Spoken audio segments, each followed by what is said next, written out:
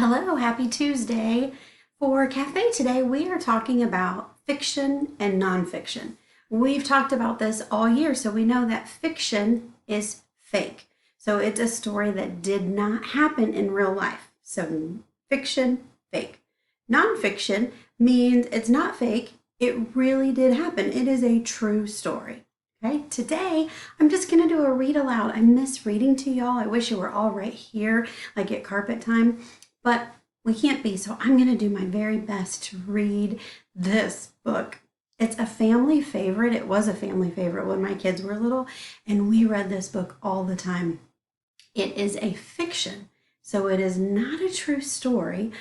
I guess maybe it could happen. I don't know. You're going to have to decide for yourself. But it is a fiction story, and it's called Dog Breath. Dog Breath. The author, you can see here, the author is Dav Pilkey. He's the author, so that meant just like you are the author, an author illustrator, he wrote the story with the words. Okay, it doesn't give me the illustrator, but we know that the illustrator is the person that does the pictures. Dog Breath. The horrible trouble with halitosis. Dog Breath. There once was a dog named Haley who lived with the Tosis family. Halitosis was a very good dog, but she had a big problem. Oh, they're all holding their nose. Halitosis had terrible breath. Whenever Halitosis opened her mouth, horrible things happened. Oh, you can see the fish upside down. That's not good for a fish. The picture, the lady in the picture, the tree, the plant here is dying and the wallpaper is curling up. Ew. Oh, man. When the children took Halitosis for a walk, everyone else walked on the other side of the street.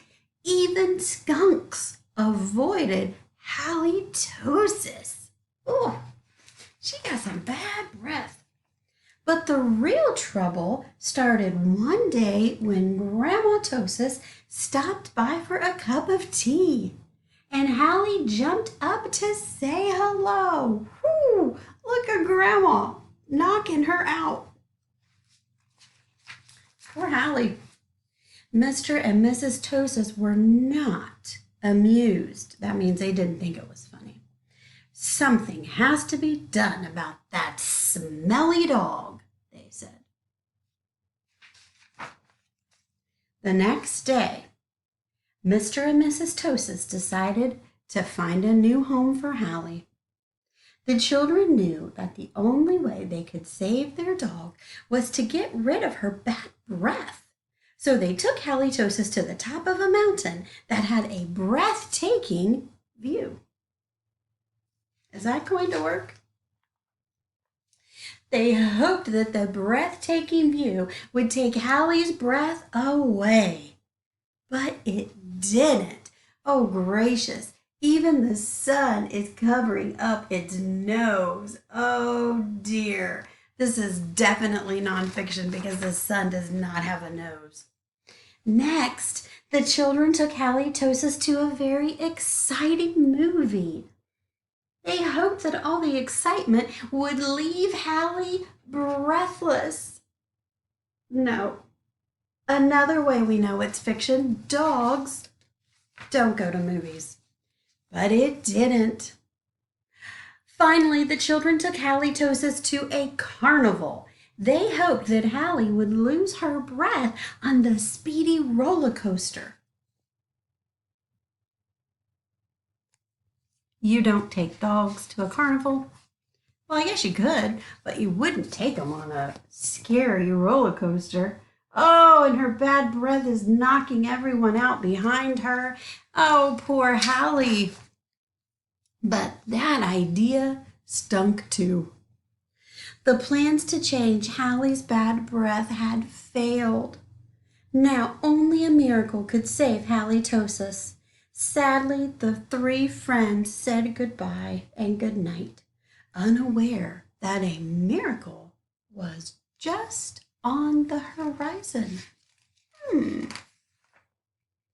Later that night, when everyone was sound asleep, two sneaky burglars crept into the Tosa's house. The two burglars were tiptoeing through the dark, quiet rooms when suddenly they came upon Halitosis. Yikes, whispered one burglar. It's a big, mean, scary dog. Don't be silly, whispered the other burglar. That's only a cute little fuzzy puppy. Oh dear. What will happen? The two burglars giggled at the sight of such a friendly little dog. That dog couldn't hurt a fly, whispered one burglar. Come here, Poochie Poochie, whispered the other. So Halitosis came over and gave the burglars a nice, big, sloppy kiss. Slurp. And how is that slurpy, wet kiss gonna smell? The next morning, the Tosis family awoke to two burglars passed out cold on their living room floor. What did Halitosis's bad breath do? It was a miracle.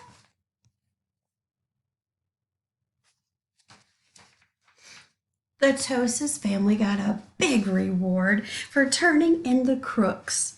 And soon Halitosis was the most famous crime-fighting dog in the country. In the end, Mr. and Mrs. Tosis changed their minds about finding a new home for Hallie. They decided to keep their wonderful watchdog after all.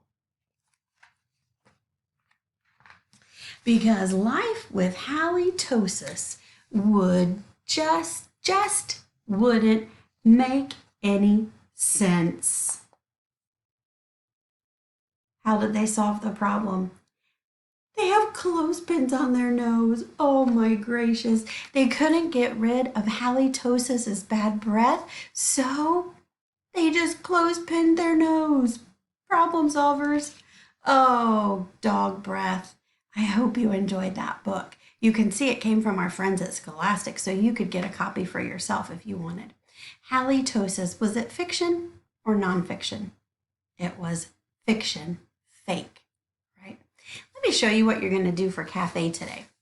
For Cafe, you are going to read these sentences. Some of them will be fiction, some of them might be nonfiction. If it's nonfiction, it means that it really did happen. You decide.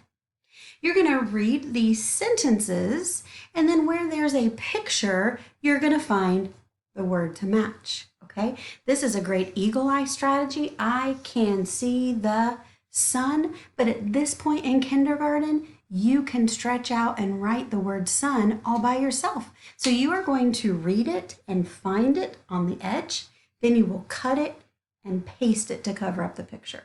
Okay, do that for all 8 of these sentences. This is your Cafe work for today, okay?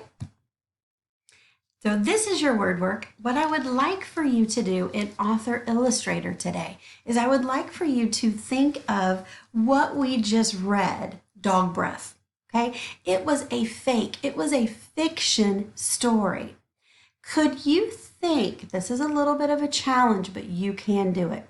Could you think of 2 facts that could come out of this story? We know it was fake. We know the story was fake. But what kind of fact could you say about a story like dog breath? What could you say? What kind of fact could you say? You could maybe say dogs can have bad breath, right? This was a fake fiction story, but have you ever smelled a dog with bad breath? Yeah, that's a fact. Dogs can have bad breath.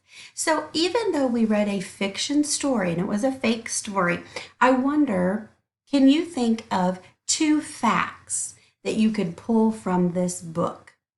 Blow my mind. Just absolutely blow my mind. Okay?